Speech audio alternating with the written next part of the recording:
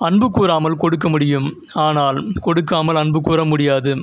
அன்பின் மெய்யான வடிவம். ஒரு கிராமத்தின் ஒதுக்குப்புறமான பகுதியில் ஒரு தேவ மனிதனின் ஊழிய இல்லம் அமைந்திருந்தது. ஒரு மழைக்கால மாலை வேளை. அந்த தேவ மனிதன் ஏழைகளுக்கான தனது பணியில் மும்முரமாக ஈடுபட்டிருந்த போது அங்கே ஒரு வாலிபன் வந்தான். அவன் அந்த நகரத்தின் மிகப்பெரிய தொழிலதிபர். ஏழைகளுக்கு உதவ வேண்டும் என்ற எண்ணம் அவனிடம் இருந்தாலும் அது ஒரு கடமையாகவே அவனுக்கு தெரிந்தது.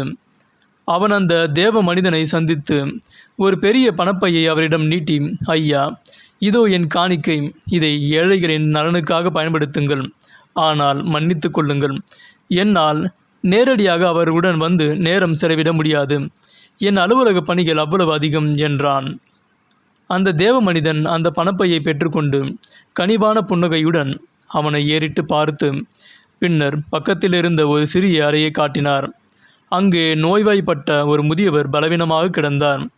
மகனே, நீ கொடுத்த இந்த தொகை பலருக்கு உணவாகவும் மருந்தாகவும் மாறும், அதற்கு நன்றி. ஆனால் அந்த முதியவரின் கையை பிடித்து கொண்டு அவர் காதில், உங்களுக்காக நான் இருக்கிறேன் என்று அன்பாக ஒரு வார்த்தை சொல்லி அவர் தனிமையில் இல்லை என்பதை உணர வைக்கும் பாக்கியத்தை நீ இழந்து விட்டாய். நீ பணத்தை கொடுத்தாய், அது உதவியாக இருக்கலாம், ஆனால் உன் இருதயத்தையும் உன் நேரத்தையும் கொடுக்காதவரை உன்னால் கிறிஸ்து காட்டிய உண்மையான அன்பை செலுத்த முடியாது என்று மென்மையாக கூறினார். அந்த வாலிபன் திகைத்து நின்றான். உதவி செய்வதை வெறும் பணப்பரிமாற்றமாக மட்டுமே பார்த்த அவனுக்கு அந்த தேவ மனிதனின் வார்த்தைகள் இதயத்தை தொட்டன. ஐயா, நீங்கள் சொல்வது எனக்கு புரிகிறது.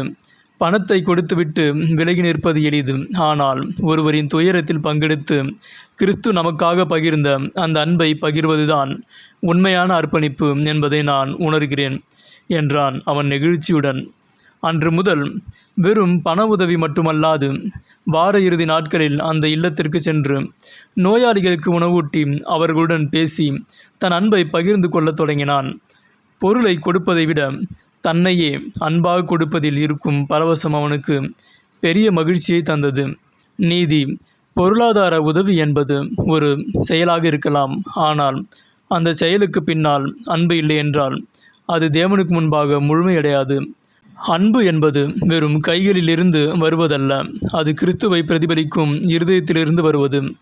வேதவசனம், என் பிள்ளைகளே, வசனத்தினாலும் நாவினாலும் அல்ல, கிரியையினாலும் உண்மையினாலும் அன்பு கூற கடவோம். 1 யோவான் 3 அதிகாரம் 18 வசனம். ஆமென்.